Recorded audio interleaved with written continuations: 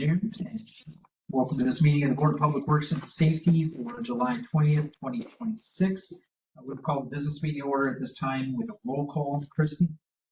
Mayor Strick? Present. Daniel Albertson? Present. Megan Bonbrake? Present. Ian Lindsay? Present. Anthony Listenicki is absent.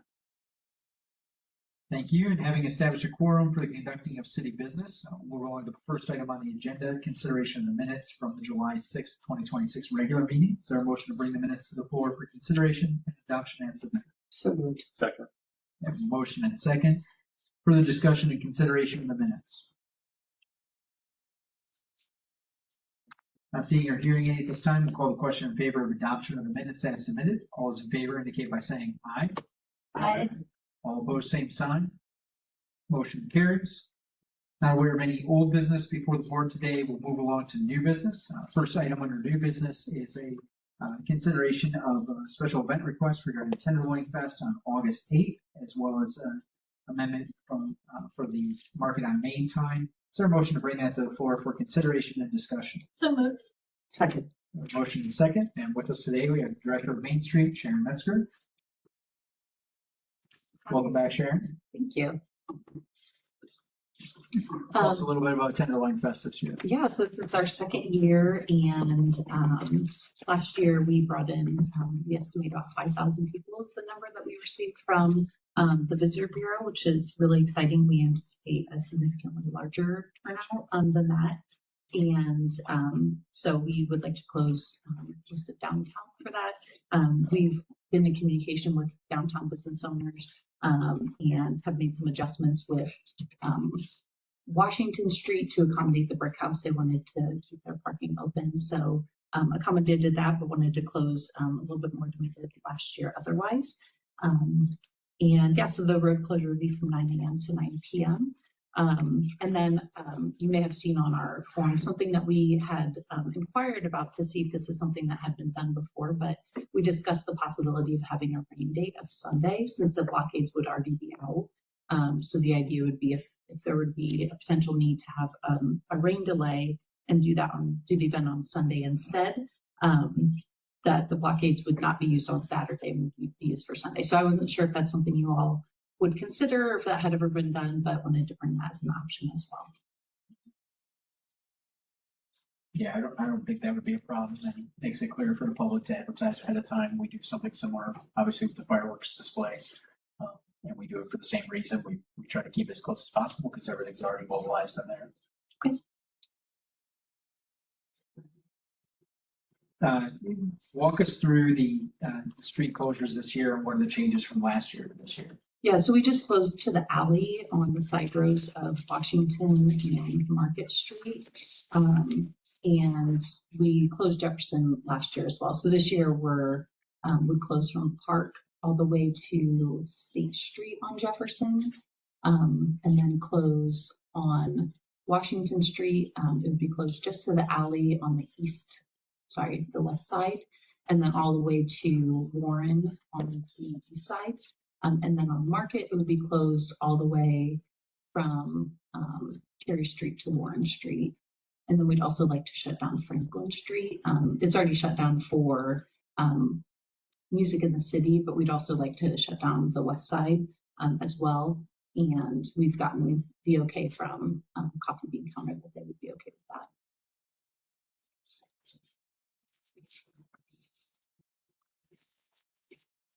Further discussion or questions from board members? Have you discussed the rain date with the vendors and they're all pretty well? We included it in the our vendor contract. That way they knew we were at least pursuing it. So we would fill them in and let them know that a year ago.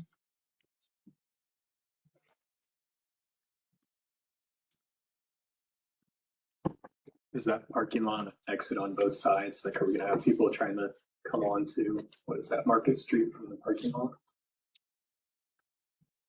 I can't tell. Oh, yeah, that would be the brick house will maintain their regular hours during the event, and so they wanted to keep that open, and then it would provide more parking for the festival goers as well. Though no one complained about parking last year, if you can believe it. Not one complaint, isn't that wild?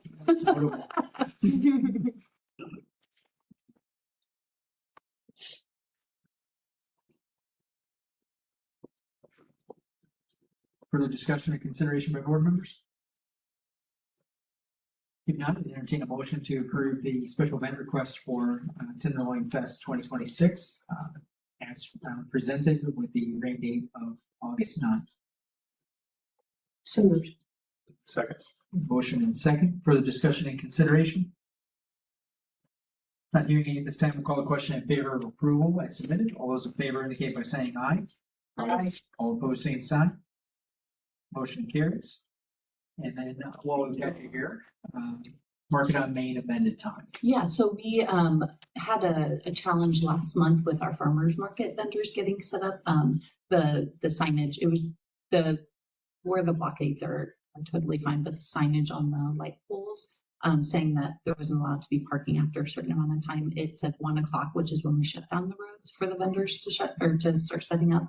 And so obviously there were a lot of cars still there. And so we were wondering if it really just, it doesn't need to be the entire festival space or event space, but just on Market Street, the west side of Market Street, if we could have the no parking sign say by no parking after 11, I think that would help alleviate that. Some of our farmers market vendors have pretty elaborate setups, so they needed some more time to set up. We had some people just standing there for a few hours waiting. And then we're able to set up right before the event. And the event starts at 3 o'clock, is that correct? Yes. And so the request is instead of closing 2 hours before it would close. So or no the parking. roads close at 1, but they put the signs on the light poles ahead of time that say no parking after a certain time. They said 1 o'clock we had to cancel this past month, but the month before instead of 11, and we were just requesting that those say 11. So the road closure would stay the same. It would just be the signage preparing people for it. And what have your discussions with downtown brick and mortar businesses looked like around this? We haven't really had too many complaints. We've had mixed opinions about Jefferson being open. We have some businesses that say they're glad it's open and some have requested that it be closed. So I think what we'll do is just get some feedback at the end of the season and then make that change for next year. But I don't think there's enough people to justify that. On the side roads, we haven't had any complaints at this point. There was the first month, I think, some just communication of when roads were closed, but that's been alleviated. But as far as the specific idea of extending the no parking to 2 hours.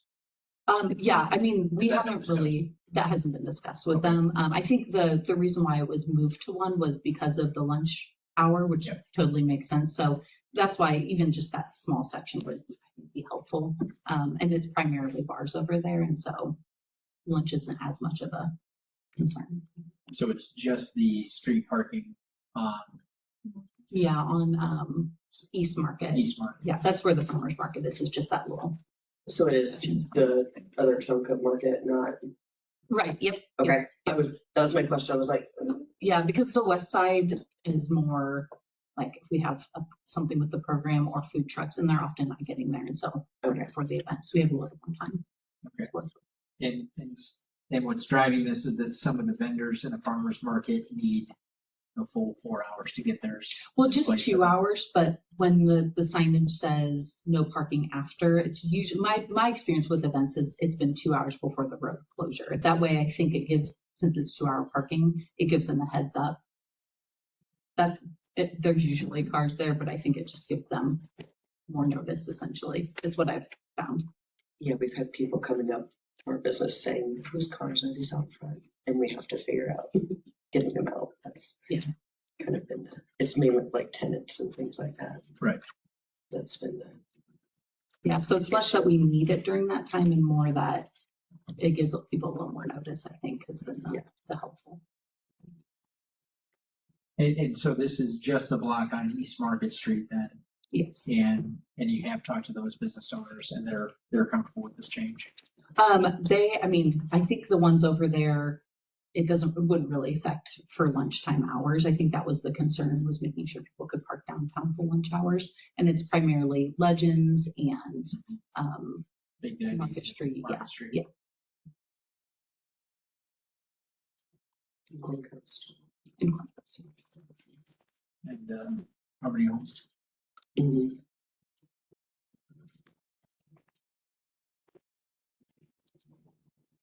When's the next Market on Main event scheduled? It would be August 21st, if that's a Friday. Yes, August 21st. So there's some time if you'd like me to get some feedback to make sure that works okay for those businesses, I'm happy to do that.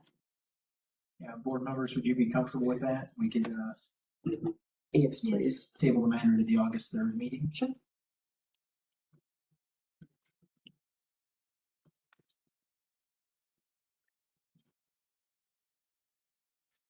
Or rather push it, not officially table it. Just push it to the August 3rd meeting.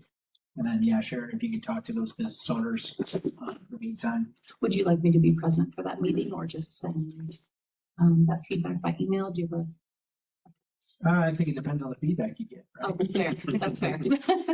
Yeah, you could let Elizabeth know Okay, yeah, and then she can let you know.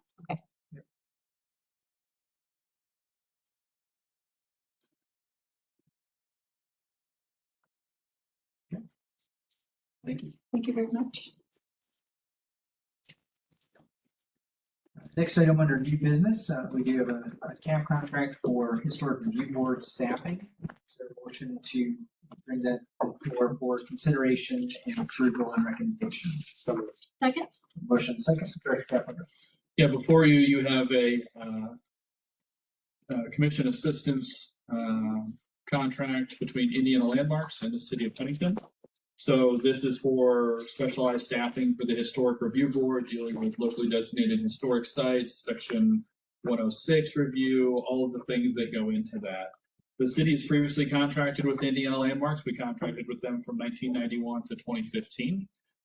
In 2015, we ended up contracting with a local person who had previously been a contract employee for Landmark. So we basically, Landmark said, hey, you're going to get this person, they're local, just take us out of the middle because all you're doing is signing an agreement with us, then we're agreeing with her. So we had that person be our staff member from 2016 to 2026, and she has decided to pursue other things. And so she has resigned that position. And so naturally, it is a very specialized niche type item. So reach back out to Indiana Landmarks. They prorated the remainder of this year, and in that, it is the same $4,800 annually. Obviously, August is the effective date, so August to the end of the year is prorated, and then it is for all of 2027.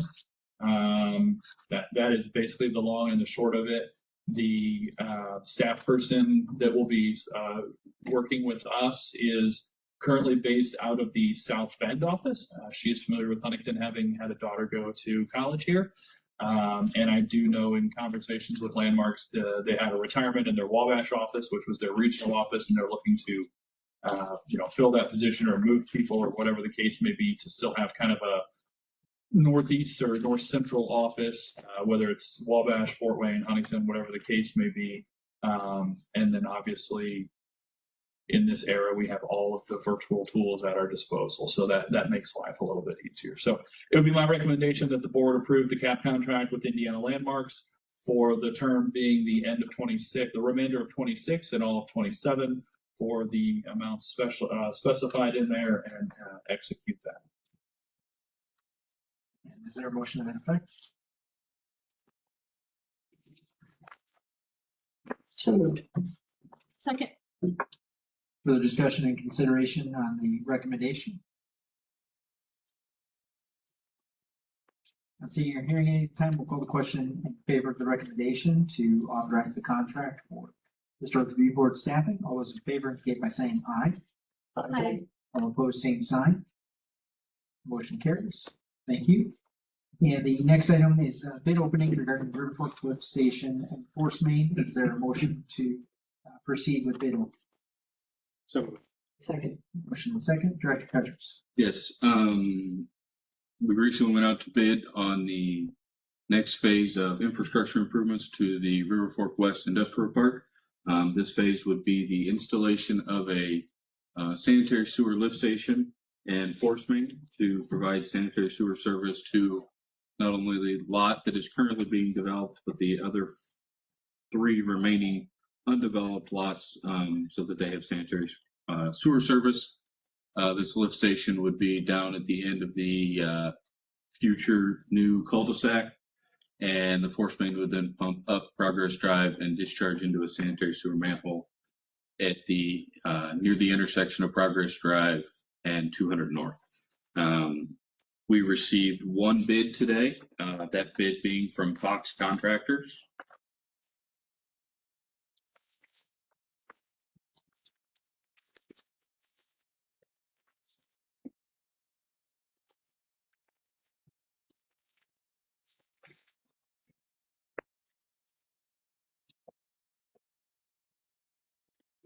That bid being in the amount of $643,215.50, with an alternate of $4,068. Could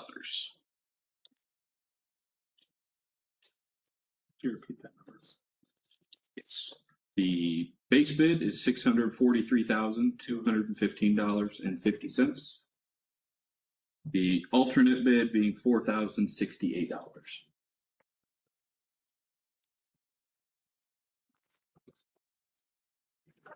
That being the only bid we have, it would be my recommendation that the board take these under advisement. We will review these with the engineers and the city attorney and report back with a recommendation at the next Board of Works meeting. Fair motion to take the bid under advisement. Motion and second, is there any recommendation for the bid under advisement for the discussion and consideration by board members? How many people were reached out to from the companies?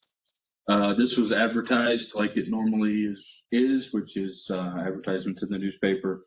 Plan holding companies then pick that up and it gets disseminated. We did have 2 plan holders at the time of the pre-bid meeting, but only 1 bid.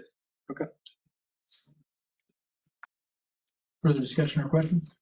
Yeah, the alternate $4,000, is that just something they thought they saw that they wanted to cover? just in No, that case? was a change in material, and so we'll take that under advisement and see if that's the route we want to go. Perfect, thank you.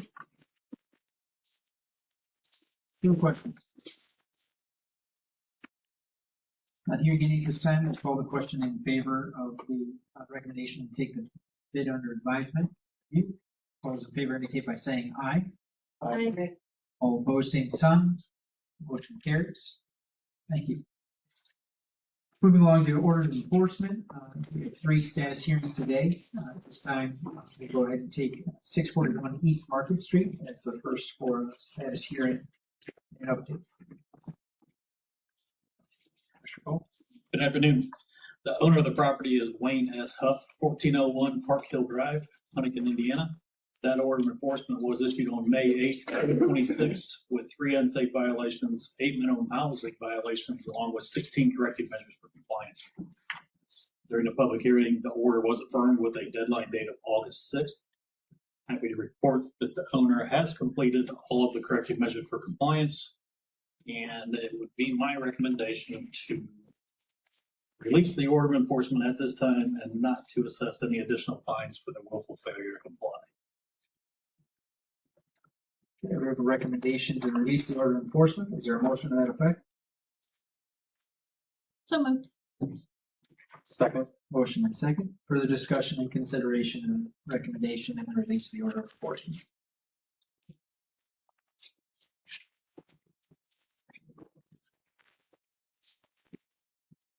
Not seeing or hearing any at this time, we'll call the question in favor of the recommendation to release the order of enforcement on successful completion of the work required. All those in favor indicate by saying aye. Aye. All opposed, same sign. Motion carries. The order of enforcement on 641 East Market Street is released. Next status update is 631 First Street. Commissioner Paul. The owner of the property is Hanover Lending LLC, 2042 Broadway, Fort Wayne, Indiana. This order of enforcement was issued on September 30th, 2025. with 8 unsafe violations, 9 minimum housing violations, along with 8 corrective measures for compliance. The deadline date for compliance to be reached was October 30th, 2025. Up until today, there has been, the order's been in effect for 293 days. The board has granted 7 modifications, which is allowing the owner additional time to complete the corrective measures for compliance. And to date, the board has assessed a total of $17,500 in willful failure to comply fines. During the status hearing on June 15th, there was no action taken at that time. The owner was asked to schedule and complete an interior inspection, provide a signed copy of the contract with his roofing contractor, provide proof of purchasing the roofing materials, and provide a written timeline. All this was to be completed by July 20th, 2026, or an additional $5,000 willful failure to comply fine would be assessed immediately. I have, since that status hearing, I have received an email from the owner questioning the board's action. I ended up not replying to the email because it was, I guess I'll say, kind of erratic and didn't really justify a response. The board was, I had a conversation with the owner and verbal conversation and told him exactly what I needed to do. Schedule an interior inspection, let me walk through, provide the receipts, provide the timeline. And if the interior was okay, this could have been put to bed and the order would have been released. No action with them, no interaction with them since then. Have not scheduled the inspection or done the inspection. And they've not provided any of the information that the board had requested of them.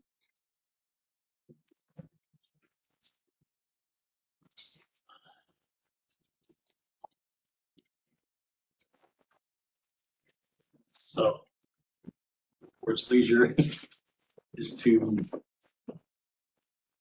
affirm the order of enforcement with a deadline date of July 20th, modify the order, allowing the owner additional time to provide the documentation, or rescind the order of enforcement.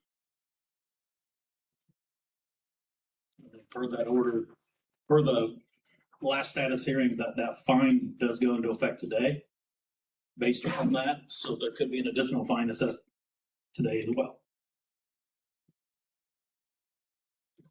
Thank you, Commissioner Paul. So board members, obviously, there's a decision before you on whether or not to release the order of enforcement since most of the substantive work has been completed. The timeline has not been provided and the interior inspection that was added through the process was not completed. And I recognize here, Commissioner Paul, there was a question on legal advice for this, and I just want to go ahead and clarify that for the board's sake here. So Mr. Harper, one of the questions, I assume it went to Adrian via email. But specifically, the question is, Mr. Shopper was challenging the validity of the interior inspection since it wasn't part of the original order of enforcement documentation. Since it was something that was assigned and assessed through the board's public meetings, and then frankly, even something Mr. Shopper knew and agreed to, even though he no-showed Shad on the scheduled date for it. Your assessment, it's a valid action and requirement if the board wants to enforce on it? Yeah. All right, so that settles that question for board members. Welcome discussion or a motion to one effect or the other. Whether or not the board wants to continue to press the issue or to release the order of enforcement and allow the assessed fines to be attributed. You have not seen the interior at all? No. I will say when I was there the one time to post notices on the front door, or when I was waiting on him to show up for the inspection that we were supposed to have, the front picture window, there's no curtains and there was a large pile on the floor in there of insulation. I don't know what it was. It was about 1 foot tall, 2 foot tall in areas. I don't know what it was or where it came from. So Like debris, Yes. not materials. No, like debris from, that roof was wide open for a long time, so I don't know if maybe And the that's my ceiling, concern. the ceiling gave way and so blown in insulation that fell down from the second floor. I don't know. Because this house wants, they want to sell this home. And if this gets sold and this potentially gets passed on to someone else, for peace of mind, I would like this to be. So in my humble opinion, I feel like this could set a precedent because if we let this slide, this could move on to the next one, like we just let things slide to the next one. So I don't feel a timeline is required of every order that comes in front of us, correct? Like we require a timeline. That's one of the first things we require and has not been done. So it's in black and white. I feel like it's something that, because we've asked nicely from the beginning and it has not been done. With the work being completed, I think the biggest part is that interior inspection with how long that roof was planned for. Agreed. So is there consensus from the board that the previous requirements regarding the signed copy of the contract with the roofing contractor is moved at this point? The proof of purchasing roofing materials is moved at this point, and the written timeline is moved at this point because the work has been completed. Okay. But the item of concern for the board remains the interior inspection of the home being successfully completed and passed. Yes.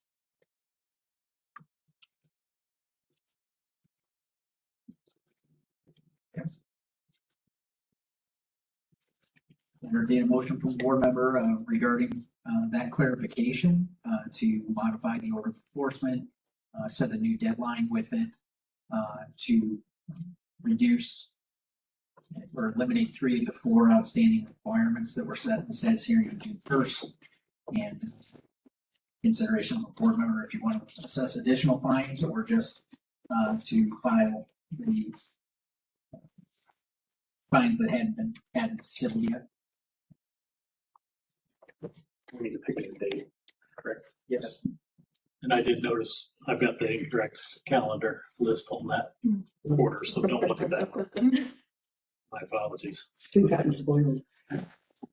So, So the next meeting is August 3rd. 28 days would be August 17th. And then it jumps to 70 days would be September 18th, September 8th.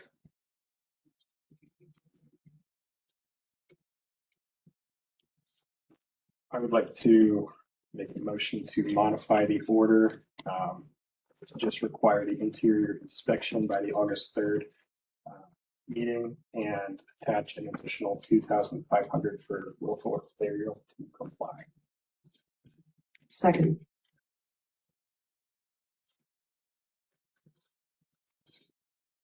And then, so motion, do I have a second? yes, second. Motion and second.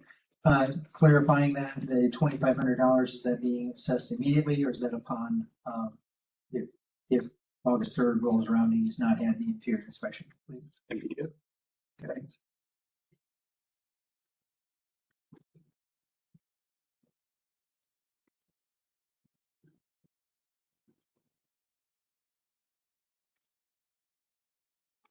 And then there's still the outstanding fines from January 20th and June 1st. They have not been formally added to the civil action yet. Within your order, for your motion, would you have language in there to clarify whether or not to assess those at this time or continue to hold them pending? Yes, I like to assess those at this time. I thought they just went. I'm sorry, I clearly don't remember the board hold them up or not.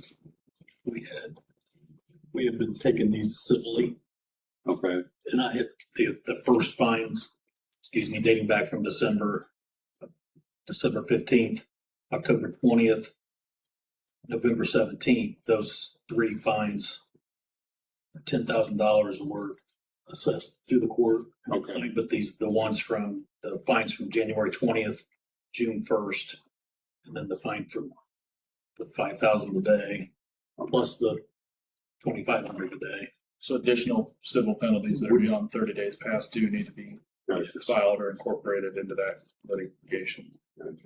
Okay. Yep. No, we want to What make he sure said. it's clear. Yeah.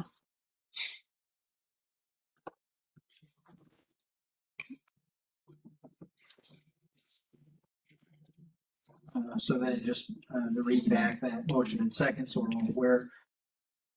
It's a motion to modify the current order of enforcement to extend the deadline to August 3rd, 2026, requiring successful completion of an interior inspection due to how long the structure was with an exposed roof, and assessing an additional $2,500 for willful failure to comply immediately, releasing the three requirements regarding the contract, proof of purchase, and written timeline, and further directing to add the January 20th fine of $2,500 and June 1st fine of $5,000 to the civil actions underway alongside the new $2,500 fine today.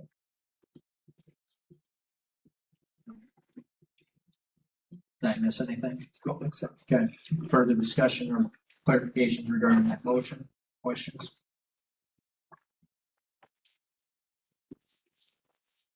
Okay, not seeing or hearing any, we'll call the question in favor of the modification of the order of enforcement. All those in favor indicate by saying aye. Aye. All opposed, same sign. Motion carries, and the order of enforcement is modified accordingly. The next item on the agenda is a status hearing regarding 448 Lindley Street. Commissioner Paul?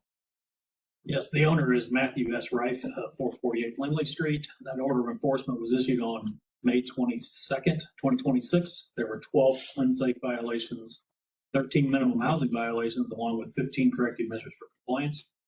During the Board of Works meeting on June 15th, 2026, the board affirmed the order of enforcement with a deadline date of July 20th, 2026. At that time, there was a willful failure to comply fine of $5,000 assessed. And I was directed to seek demolition proposals to be opened during the July 20th Board of Works meeting. To date, the order has been in effect for 59 days, along with that $5,000 fine. On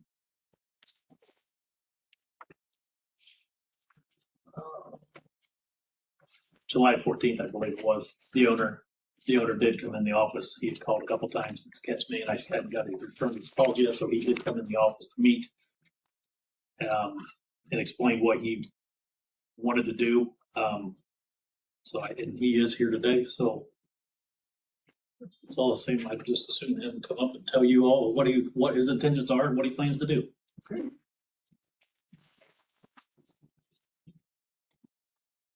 Well, if you could state your name and residence address for the record, please. Matthew Rife, and the residence is 448 Lindley Street. Thank you, Mr. Reck. Thanks for being here today. Please update us on where things stand. As I explained to Shad, I did not get your notices. I have an apartment in Warsaw where I work. I check the mail once a month usually. I get junk mail. Everything else gets sent over there. I did not disregard your notices. As soon as I got them from the mailbox, I reached out to Shad. Apologies for any disrespect there. I do have a young man interested in buying the property. He is an HVAC tech, and friends and family are in the construction business. He is eager, ambitious, and wants to save the property. I'm hoping that we can work something out with you guys where I can some work with the fine and to rescind the lien so I can sell the property and so he can move forward with the repairs.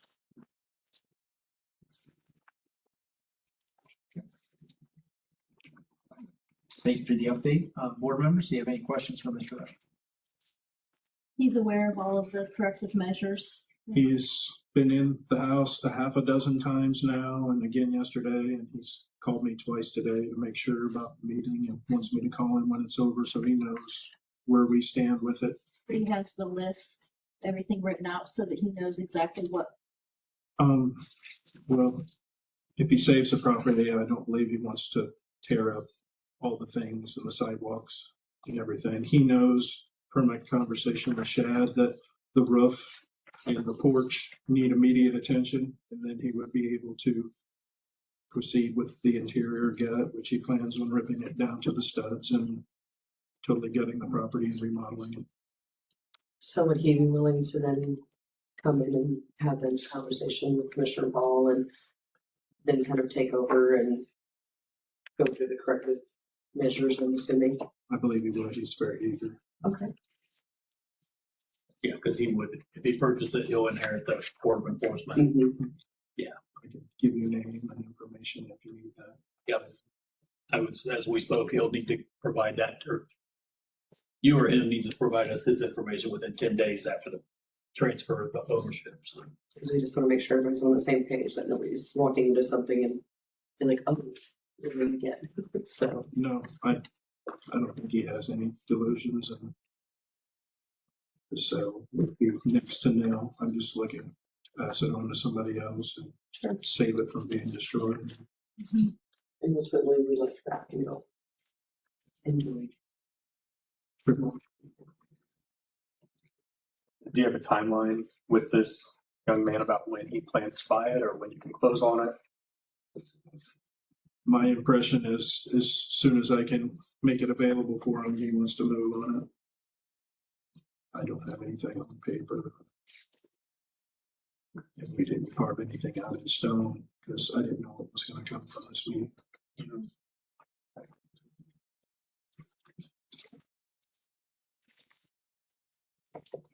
Has the Commissioner Paul, has the fine already been tagged to the property? yes, Okay. So for the sale to go through, then the board would have to release the fine? Is that correct? would make it easier. Yes. Yes. It was reported, yeah, the lien was put on July 7th.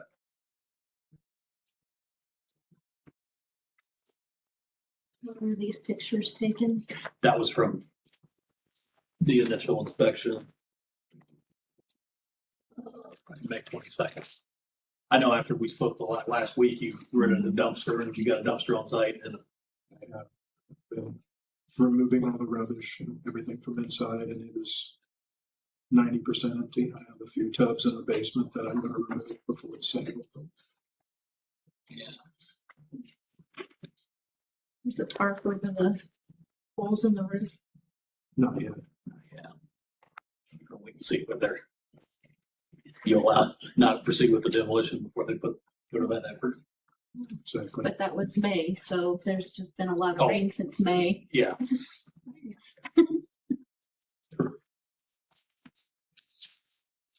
And we can open bids and still not move on it until a later date, correct? Correct. We did, we received one bid. Got one bid, you've got potential transaction, so maybe it's appropriate to grant a 30-day. Yep. Act on the fines, grant a 30-day extension, open the bid and see what it's at. 30 days for them to transact the real estate and the new owner to come in and present you with a timeline and a plan, and then baby step on additional time. So Brent, so he's talking about.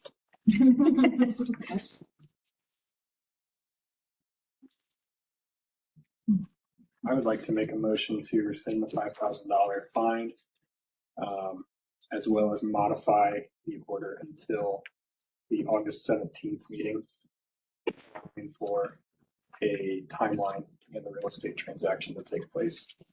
I'd also like to open the bids for demolition. Do you want that owner, the owner to appear, Yes, please have the new owner here. or whoever's the owner at the time? That sounds lovely. I'll second that motion. In the meantime, I would encourage the new owner to make contact with Mr. Paul. Sure.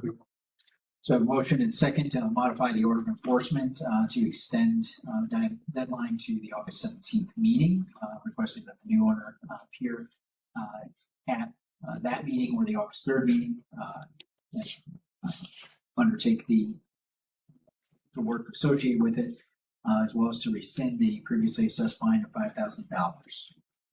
Motion and second on that. Further discussion and consideration? Oh, and to proceed with opening the bid.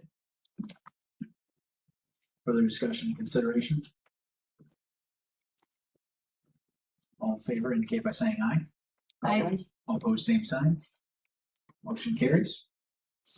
Thank you, Mr. Wright. Thank you, guys.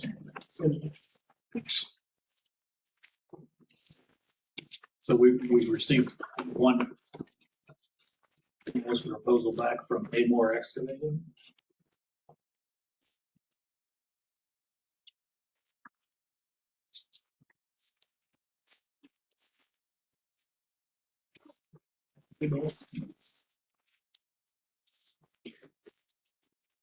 Nope. They had a price of $11,845. So it'd be my recommendation to just take this under advisement at this time. Hopefully, we don't have to act on it, but if we do, we have it. It's here ready to go. that's good.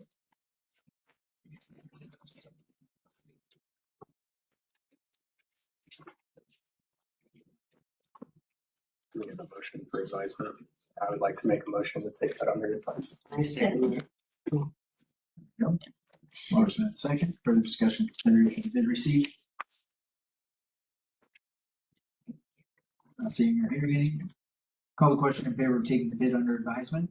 All pending outcome of the property transaction. All those in favor indicate by saying aye. I, Opposed, same sign. Motion carries and bids under advisement. Any miscellaneous items for the good of the order?